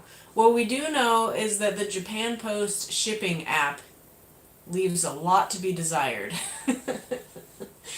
It's only in Japanese, of course, so when we get a sale, I handle all the packaging and the putting in jars, labeling, packaging, getting them ready to ship. But the Japan Post shipping app is only in Japanese, so the act of actually creating the shipping label falls as Evan's responsibility. And that's not impossible, but like I just said, it leaves a lot to be desired. So it is a bit time consuming, but we're hoping that we get more direct sales shipping throughout Japan. That's our goal. We want to sell directly and then have the Michinoeki as sort of a support. But so far with the citrus honey, that's been reversed, which is interesting. And it's also, I guess what we expected is that the Michinoeki sales are primarily the small and the medium jars because those make the best gifts. So people traveling Japan want to bring something home from the region that they visited to give to their friends. So we're selling mostly small and medium jars. We've sold 0 large and extra large so far, first few weeks at the Michinoeki. But our website sales have been almost all extra large 1,000-gram honey jars. So people who've ordered online, they're keeping it for themselves and they want, or they're sending to friends to keep for themselves and they want a larger size. So that's interesting data. I just like that kind of information. Mm-hmm. Right? I mean, maybe it's interesting to a few people. What did we miss in the comments? David Attenborough did a series on vibration and bees. Yeah, that's super interesting. Yeah, electromagnetism. There's also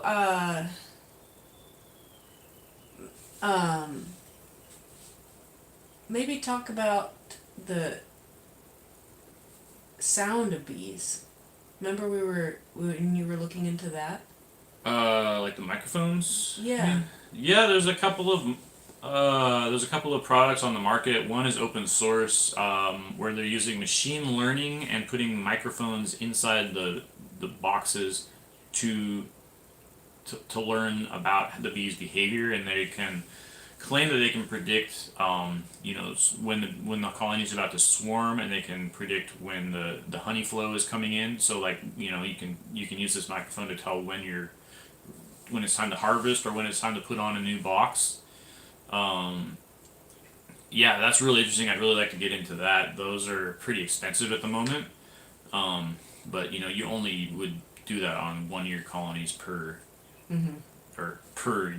apiary, basically. Mm-hmm. Another thing people are doing is they use the old scales for old postal scales that would weigh up to like 500 pounds or up to 1,000 pounds, and they basically permanently install a colony onto one of those scales so that they're weighing the amount of they're weighing it, and that tells you when it's time to harvest and things like that. That's interesting. So yeah, I'm all about measurement. I'm sort of a seat in my pants kind of guy, but I'm really trying to get more scientific about it, and that means keeping track of everything. So. Real quick, I'll jump down to the newest comment, which AGT says, do you know for online orders where most volume order from? Big cities like Tokyo, Yokohama, Osaka, etc. All over. So our sales from last year and citrus honey last year and cherry blossom honey this year, I don't even know if I could say one city had, they went to all different places. Small towns and big cities and tons of different prefectures. So no one place in particular. I guess it's just people who had found our YouTube or follow our Instagram. Well, it's mostly English speakers, isn't it? Mostly English speakers. However, one of our biggest orders last year was that nice Japanese lady that we met at the farmer's market. She bought one for herself at the farmer's market, and then she went home and she ordered a dozen to give to friends. And she was in Osaka. And so primarily English speakers, I'd say probably 80% foreigners. But also Yuri has ordered quite a few times. She's a repeat customer. And she speaks English, yeah. Yep, but she's Japanese. Yeah. So I'm assuming it's mostly people who found our YouTube or our Instagram at this point, which is good. We talk about how we're getting, YouTube income is very, very low, but having this presence on YouTube and building this community that we have, even the live streams help. We're not getting a big check from YouTube, but we are building our business with people who find us from primarily YouTube and then Instagram to a lesser extent. So 20% of our guest house business last year was people who knew us from our social media presence or knew of our story or heard our story, and then when they were traveling with Shimanami Kaido, they booked with us. And the same thing with pizza sale or pizza honey sales. Pizza sales. I'm hungry, guys. I don't know what's going on.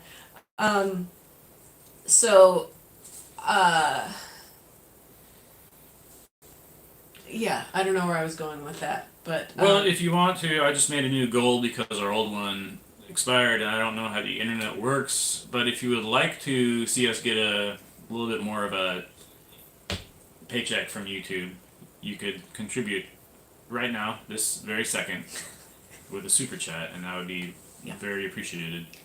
Super chats and donations are never expected or required to be a part of the live stream, but of course it is helpful and appreciated if you were so inclined, if you found answers to your questions helpful.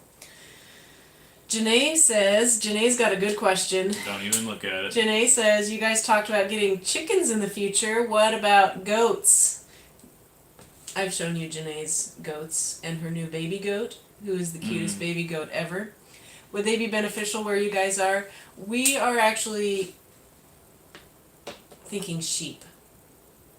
We've thought about goats, sheep versus goats.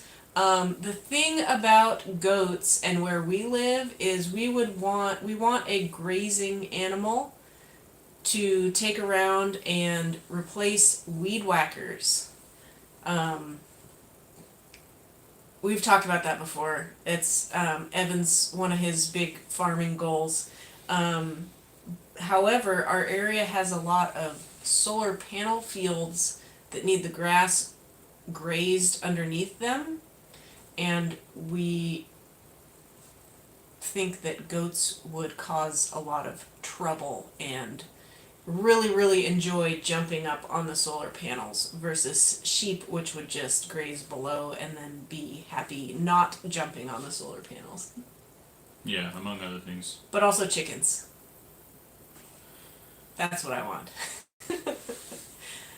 We have the land picked out for chickens, and I have a design in my head for Chicken Paradise version 2.0.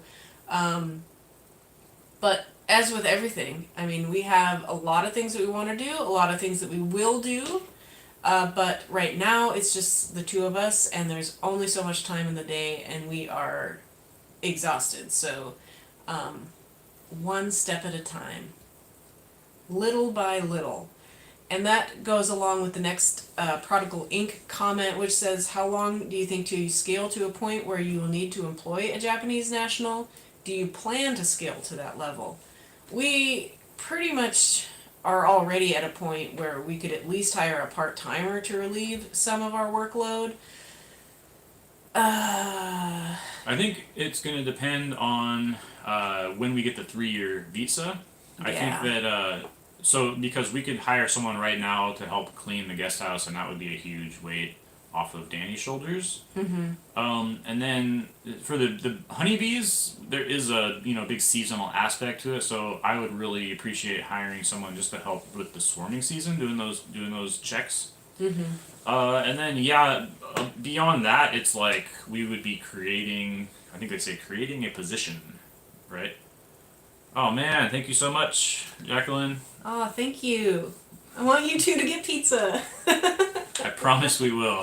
I promise. So also thank you from our local pizza parlor that we will be going to. Yeah, I just got the peppers. Our local pizza parlor has they haven't paid, but they liked our, what are they called? Bishop's Hat peppers. Which is a sort of an unusual pepper that's sweet and hot, and they pickled them and they put them on a pie, and they want to have those on their regularly on their Yeah, menu. as soon as we get our field of Bishop's Hat peppers ready, they have like some regular pizzas, and then they have their rotating pizzas. And most of their rotating pizzas are like local produce or collaborations with local businesses. So as soon as our Bishop's Hat pepper field comes to fruition, they're going to buy all of them, and they're going to have a collaboration with Benton Homestead Pizza on their menu, and I'm so excited about it. Yeah, there's a lot more we could say about that. Prodigal Inc. hiring people. But that again, that kind of like blows our minds. I don't know. I should like read a book. I don't know about hiring people. Get my MBA or something like that. I don't know. Maybe that's what MBAs are for. Julie BBB. Personally, I started buying local fresh honey to treat my allergies. Is that something that is well known in Japan? I don't know how well known it is. But I think it's something people do, and Yeah, they understand that honey has health benefits. I think the whole thing is that honey has health benefits, and I think that there's just people are sort of abandoning the medical establishment and trying to do it on their own and addressing the various concerns that our diets have, and that et cetera, et cetera. So I think that's the appeal, and I think that is an appeal that is just going to grow, but we'll see. Mm-hmm. Prodigal Inc. says there will no doubt be a surge in sales following the NHK segment. Yeah, God willing. I hope so. Yeah, I really think so. So that'll be good for, the inventory that we have left when that airs in August. I can tell you the tentative air date is August 11. Can't tell you the show name yet. They said we can announce the show name 1 week before it airs, because there might still be some scheduling changes between now and August. So early August we'll be able to tell you the name of the TV show. And we can also say that it will air on NHK World, which means that it's going to air outside of Japan as well. So wherever, I guess that's a cable TV show. I don't know how TV works anymore. So wherever you can find the NHK World channel, you will be able to watch us online. I know a friend of mine said she was watching NHK World from a hotel when she was traveling a couple of weeks ago. So if you have the ability to watch NHK World, you can watch it on actual TV, and everyone else, it will also be on their NHK World YouTube channel, which is a comment that just came in. Yes. So everyone can watch it, whether you have access to the TV channel or not. Let's see. Goats would annoy the neighbors. They're garbage dogs. We called our chickens garbage dogs because we would feed them all our scraps. Chickens love scraps. Goats would also be called garbage dogs. Oh, Marcus. Thank you, Marcus.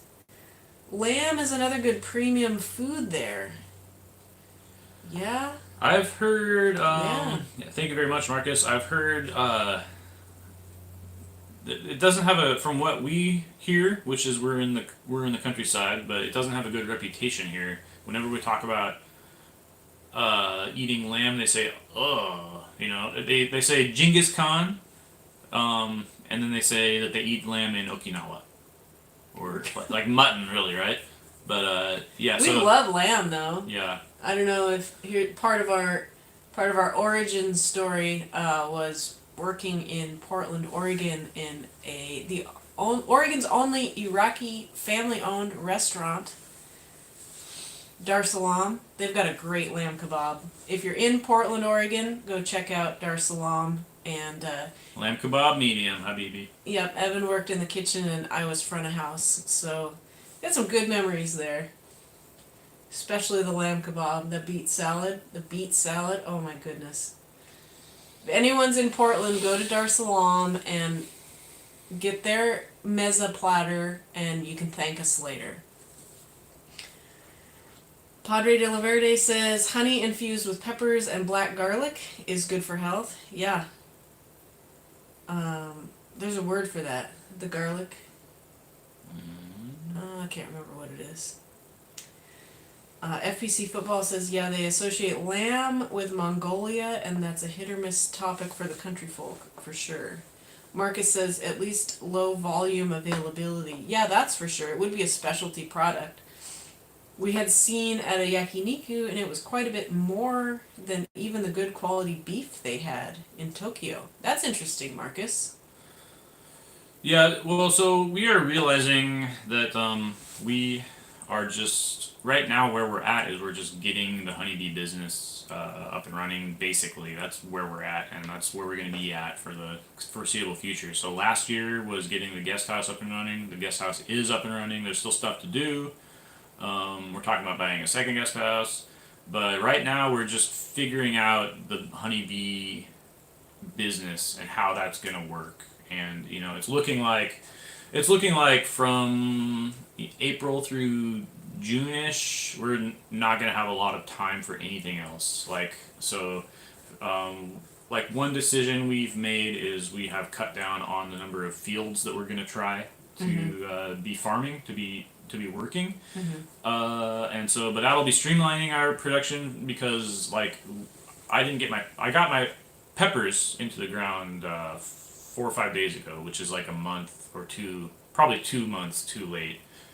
So we're gonna get a crop, and they're all like alive and whatnot, which is what you go for. But really, that was really something that suffered. And we're realizing that the whole vegetable thing is basically it's a hobby for us right now, and it's a hobby that we're making a small income from, but. And it looks good on our visa application, which is great because it shows more of a well-rounded business. It gives us more prominence. Street cred. In the farmer's market because we have little tags. We can't... at the Michinoeki, they don't let you put any way for the customer to contact you outside of the market because they want sales to happen at the market. But we are still allowed to put our little honey, the honeybee, and Chiki-chan on our tags. So it's just, anytime we have veggies there, it's just one more way for us to connect to to the community one more time, that they see our little logo and they say, oh, these guys do honey and they also do this. They've got beans down here once in a while and tomatoes. And then eventually we'll have hot sauce, and then it'll all make sense. Yeah, and so we're talking about sheep. We're talking about chickens. We're talking about Danny likes doing rice now. We planted some rice. We planted Forgot rice. to talk I didn't about tell that. you guys about the rice. Oh my gosh, So- that was the most fun I've ever had farming. The most, well, besides chickens, but the most fun I've ever had farming and working with plants was planting rice. You want to tell them about that? Well, we're almost done now, but we got 10 minutes left.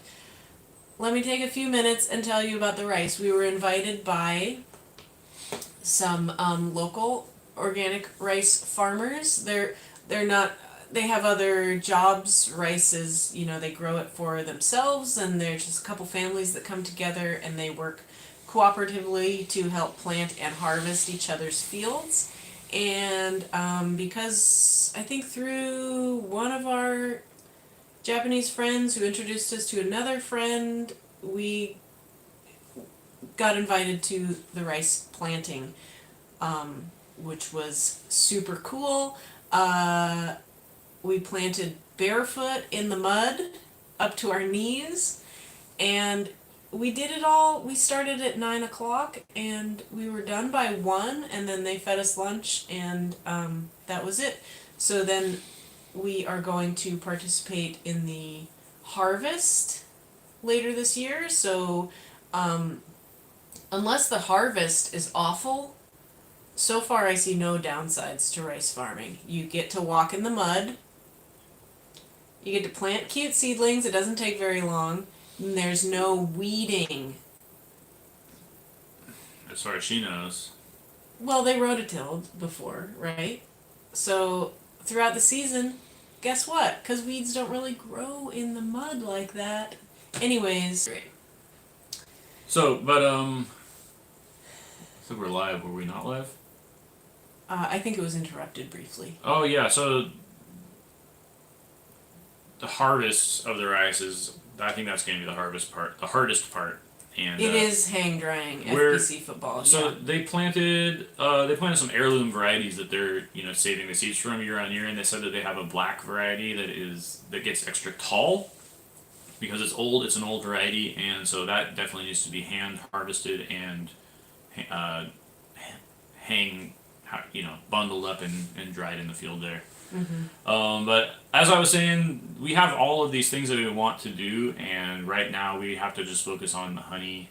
And basically, what I want to do is I want to switch to horizontal hives, which is a whole other conversation. But that involves building my own hives and my own frames. Well, you're already building your own hives, but it involves building your designing. Because right now I just copied what was available, and so now I have to come up with my own design and build them, and then we need to get a spinner that's going to work for those, which are available, but and then I have to learn how to use those, and then basically once I get comfortable using those and getting that whole thing, then I will think about probably hiring somebody and training them how to, because we're looking at expanding. Our business plan says we have to expand to 50 hives, next year, and that's again, it depends on our visa. If we get a 3, Crosscomb will become your friend. I don't think so. In a horizontal hive, are you saying because it's horizontal hive? Anyway, yeah. No, I'm planning on using it on fixed frame. I'm not doing. Yeah, I don't have any. I'm using foundationless for quite a. I'm using a mix of foundation and foundationless, and I haven't had any problem with crosscomb really. Yeah, but anyway, that's the plan, is where we're at right now, and yeah. We'll just go. You have another question? I don't need to ramble. Do you feel a business plan that has a large part of it being hired as a laborer for other farmers is viable? Absolutely, yeah. Yeah, that's that's part. interesting. That's part of our business plan. That was if you watch back, we talk about. If you look back, we talk about how our incorporation document for our corporations specifies this long list of things we're able to do, and one of them is hiring me out, or hire. yeah, we could hire people and then like subcontract them out to other businesses. I think that's definitely viable. Yeah, we have a lot of learning to do for the growth that we plan to have. Hiring people is not in our wheelhouse of skills. For me, delegating is not one of my skills. I like everything done a very specific way, and that means that I have to do it myself. As far as even just cleaning the guest house, I'm going to have a hard time hiring someone for that because, I do it a certain way every time, and, that's kept us. We've got, I just was looking the other day, we have a 4.9 on Airbnb, 10 out of 10 on, it was 4.94, I think, on Airbnb, just barely under 5 stars. We have 5 stars on Google, and we have a 10 out of 10 on Booking. And part of that is behind the scenes, and it's cleaning, and that's what I do, and I reset the house a very specific way each time. And then, of course, greeting and all the interaction and communication with guests is all done by me. And I would never want to change that. But even when we get to the point of hiring someone to clean the guest house between visits, even that is going to be difficult for me to delegate. So it's really it's a mental thing, because people can be trained to do anything. You can hire someone and you can train them to do it the way you want, but There's uncertainty. there's uncertainty. She doesn't like uncertainty. I don't like uncertainty. No. Yeah, so we have managed to build our business this far with us doing literally everything, and then it's just a big hurdle because all of the next steps, all of our goals and dreams really involve, we got to get over this hurdle and figure out how to hire people and who to hire, and what we delegate and what we continue to do personally. And then yeah, because I think it's perfectly reasonable. I honestly believe that we are going to meet all of our goals as far as getting a commercial kitchen, adding hot sauce to our repertoire, keeping up with our honey business goals, having our guest house. Part of our 5 to 10 year business plan is a second guest house, spoiler alert, and then potentially adding in my photography for tourist portraits of cyclists or people passing through, and then also using our guest house as an event space for monthly events, combined with the retro shop just outside. So that sounds massive, but it's really not. It's really not that.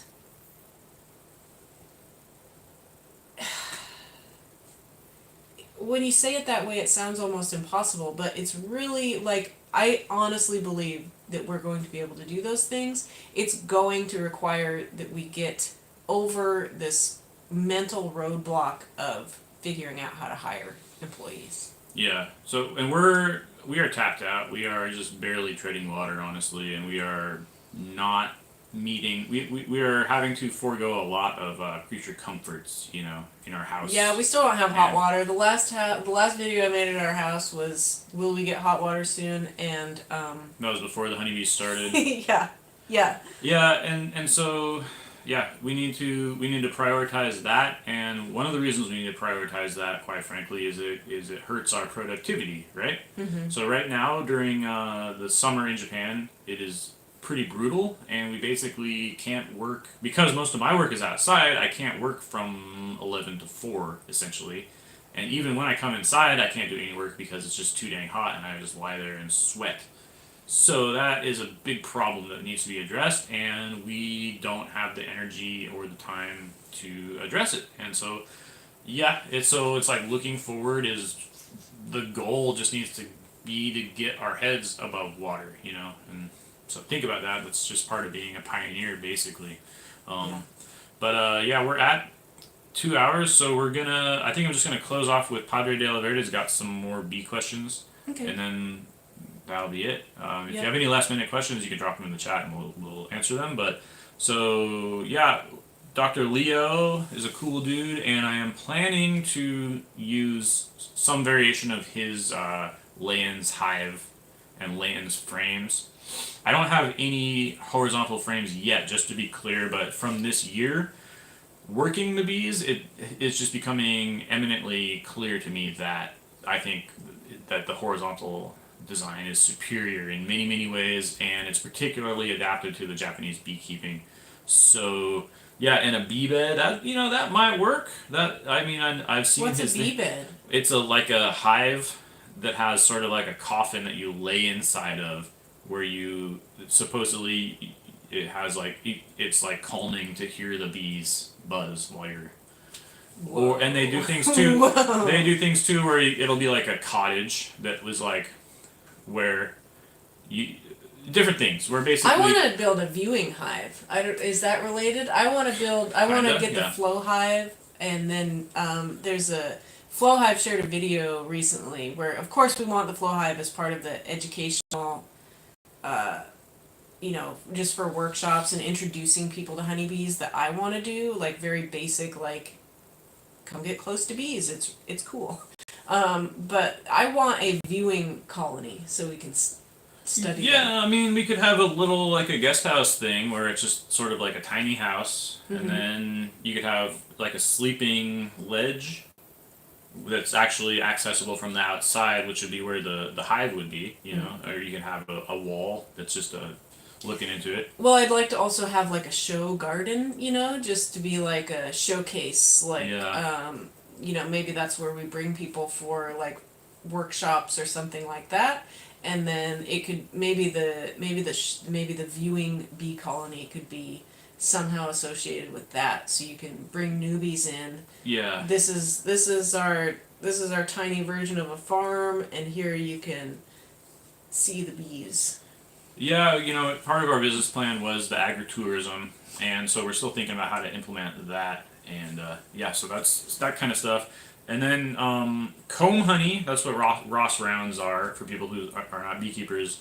They're a thing that you drop in. It's a special frame that has these little round things that the bees build onto, and then you just pop those out and put them in a little plastic receptacle and sell them as is. Or glass.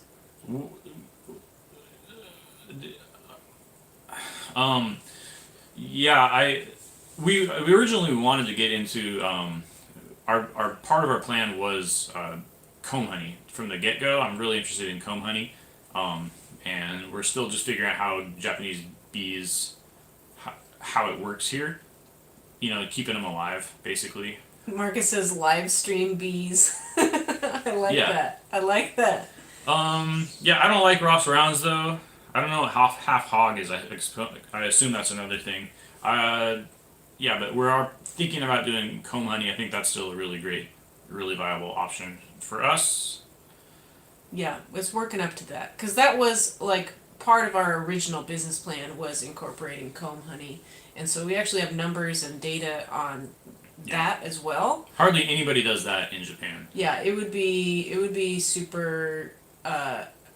It would be introducing basically a new product. It's not really done here, but we would love to get into that. Now Julie talks about hiring people. Very quickly if someone will work out or not. The hard part for her wasn't delegating. The hard part was telling people that they don't work out for the job. That would be hard too.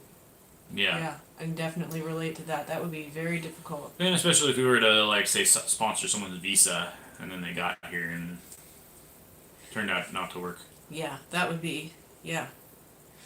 A lot of challenges come with hiring people, but that's something that we are working up to. Yeah, don't forget you can hire someone that actually does a better job than you. Yeah, I mean, so That's true another too. thing we're thinking about. We want to do a Mexican restaurant. I don't want to cook Mexican food 40 hours a week, and yeah, so we are thinking about things that we can where we can hire a person. Like I would hire someone to just do the sheep and have me personally have nothing to do with the sheep. I would be super happy to do that. If we get to a position where we can, yeah, I would like to start hiring people that do things that I'm just pretty hands off with. Yep. comb honey is a little harder since they have to replace the comb. Yeah, you can, of course, you can only sell, for people who don't know or aren't beekeepers, you can only sell comb honey for eating. It has to be brand new, fresh comb that they've just built. So there are additional challenges with learning how to do that. It's not that you can just go cut any comb out of the hive for that, because comb does get dirty when their little bee feet walk on it for too long. And I think using foundation for comb honey is gross. So a lot of the products that you have, like the Ross Rounds, depend on using foundation, and I don't think that's a viable option just as a product. I think that's a yucky product. Yeah, we would want fully freshly drawn comb for ours for sure. Yeah, but well, I think we are past time, and I think we've answered everything right now. Thank you so much to everyone who's joined us. We've still got 21 people watching right now. I think the highest that I glanced down and saw was 28. So we're... Oh, we got to 30 at one point. Oh, 30? All right. Yeah, we're solid, close to averaging about 3 dozen people per video. We're almost at 5,000 subscribers now, which is cool. So we've got a good little community. We've got a lot of regulars on our live stream that we enjoy chatting with. So it's fun. It's a good time. So thank you to our super chat donations, which are of course not required, but always appreciated. So thank you so much. Thanks for keeping the questions coming, so we have something to speak about that's interesting. Thanks for joining us, and we'll see you next month. Next month it should be at the regular last Sunday of the month. This week, this month we're a week early, so we should go back to our regular schedule next month, but of course I'll keep you posted about that. And thanks again, guys. We'll see you in our next video. Yeah, thanks everybody. Thanks for the great questions. Makes it easy. Thank you so much. We'll see you next month. All right.